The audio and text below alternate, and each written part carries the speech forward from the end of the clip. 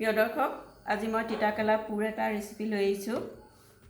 তিতাকেৰেলা বনাবলৈ লৈছোঁ। ইয়াত তিতাকেৰেলা কেইটামান লৈছোঁ, বেচন 2 চামুচমান লৈছোঁ, পিঁয়াজ মই সৰু সৰুকৈ কাটি লৈছোঁ। এইটো আলু মই 2টা বইল কৰি লৈছোঁ, বইল আলু হয়।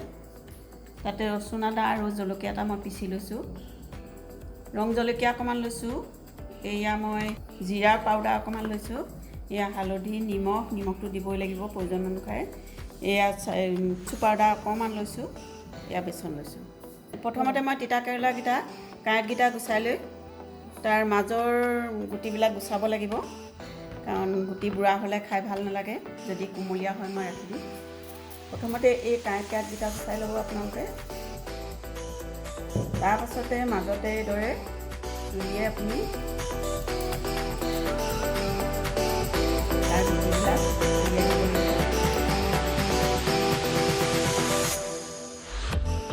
প্ৰিয় দৰ্শক, এইদৰে মাজে মাজে ফালি লৈ গুটিবিলাক উলিয়াই দিব।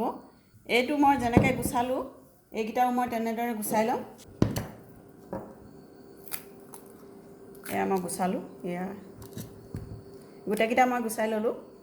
প্ৰিয় দৰ্শক, এই তিতাকেৰেলাৰ ভিতৰত মই যিখিনি পুৰ বনাবলৈ তৈয়াৰ কৰি লৈছিলোঁ, এইখিনি আলু 2টা লৈছোঁ আৰু পিঁয়াজ, এইখিনি মই পুৰটো তৈয়াৰ কৰি ল'ব লাগিব। প্ৰথমতে আহকচোন আমি তৈয়াৰ কৰি লওঁ। মই ইয়াৰ মিঠাতেল দি কেৰাহীখন পাতি মিঠাতেলখিনি গৰম হ'বৰ কাৰণে দিছিলোঁ।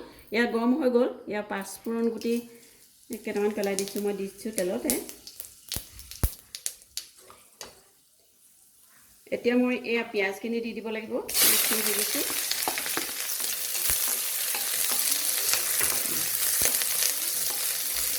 লগে লগে মই ৰচুন বাটি লৈছিলোঁ, ৰচুন থেতেলিয়াই লৈছিলোঁ, তাতে এটা জলকীয়াও দি লৈছিলোঁ। মই এয়া পিঁয়াজৰ লগতে মই এইখিনি সিজিবৰ কাৰণে দি দিছোঁ।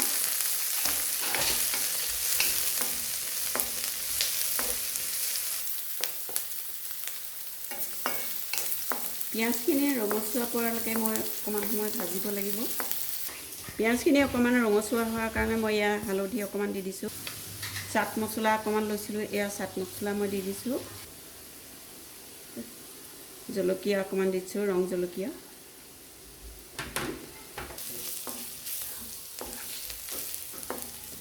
এতিয়া মই এয়াৰ বইল কৰা আলুকেইটা মই ৰুকি লৈছিলোঁ, এই ৰুকি লোৱা আলুকেইটা মই লগতে দি দিছোঁ। এতিয়া নিমখ দিব লাগিব সোৱাদ অনুসাৰে।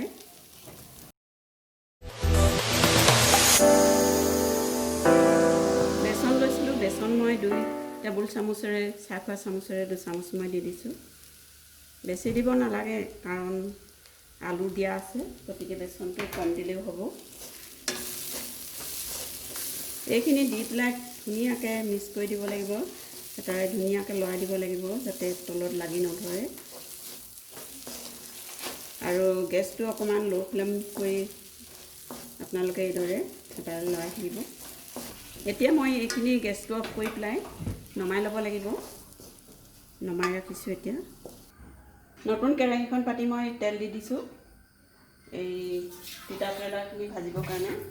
এতিয়া মই এই পুৰখিনি ঠাণ্ডা হোৱাৰ পাছত মই তিতাকেৰেলাত এতিয়া মাজত আপোনালোকক মই দেখাই আছোঁ। এইদৰে আপোনালোকে যিখিনি নেকি গুটিখিনি উলিয়াই দিয়াৰ পাছত আপোনালোকে এইদৰে ভৰাই ল'ব। মই ভৰাই দিলোঁ, গোটেইখিনি মই এইদৰে ভৰাই ল'ব লাগিব। এয়া তেলখিনি গৰম হৈছে, মই তেলত এয়া পুৰ ভৰাই লৈ ইয়াত দি দিছোঁ। বেক চাইডে পাছত আপুনি লুটিয়াই দিব। আপোনালোকে এইদৰে যিফালে সিজা নাই সেইফালে লুটিয়াই দিব,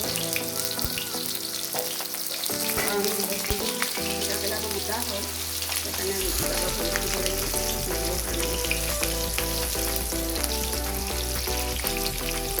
এয়া মই লুটিয়াই দিম। এই 4টা সিজিছে, মই নমাই ৰাখিছোঁ। এইকেইটা ধুনীয়াকৈ সিজিলে, এতিয়া মই নমাই ৰাখিলোঁ। 3টা আছিলে, এই 3টা মই দি দিছোঁ।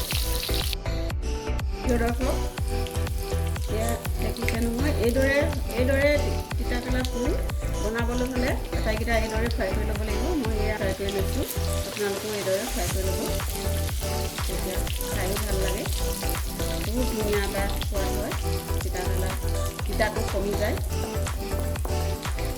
এতিয়া সৰু সৰু ল'ৰা ছোৱালীবিলাকেও খাব পাৰে, গতিকে মই আটাইকেইটা এইদৰে ফ্ৰাই কৰি লৈছোঁ। প্ৰিয় দৰ্শক, মোৰ এই তিতাকেৰেলা পোৰ বনোৱা ৰেডি হ'ল, মই প্ৰস্তুত কৰিলোঁ। তিতাকেৰেলা পোৰ খাবলৈ খুবেই সুন্দৰ, খুব ভাল লাগে খাই, এটা সোৱাদ হয় পোৰ বনাই খালে। আপোনালোকে এইদৰে বনাই খাই চাবচোন বাৰু, কেনেকুৱা লাগে মোক কমেণ্ট কৰিব, আৰু চেনেলটো ছাবস্ক্ৰাইব কৰি ৰাখিব যাতে মোৰ নতুন নতুন ভিডিঅ'বোৰ আপোনালোকে পাই থাকে।